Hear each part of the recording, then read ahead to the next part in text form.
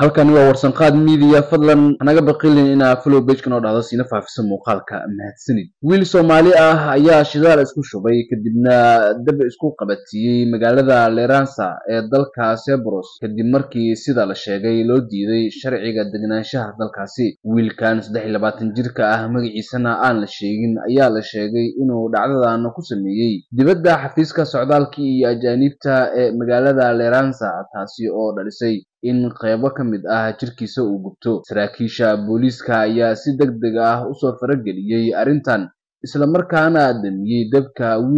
wiilka ayaa loo qaaday isbitaalka waxaana la sheegay inuu si aad ah u gubtay oo xaaladiisa ay daran tahay. hadda wararka ayaa sheegaya inuu ka cabanayo go'aan loogu tarxiili lahaa dalka Soomaaliya kadib markii codsigiisa magangelyo doonka lagu gacan seeray. warbixinada ayaa intaasi ku daraya in 23 jirkan uu codsiga magangelyo doon ka gudbisaday sanadkii 2021. waxaa sidoo kale la sheegay in muddo aan la cayimin ka hor uu codsaday in si iskiis ah ugu laabto dalkiisa.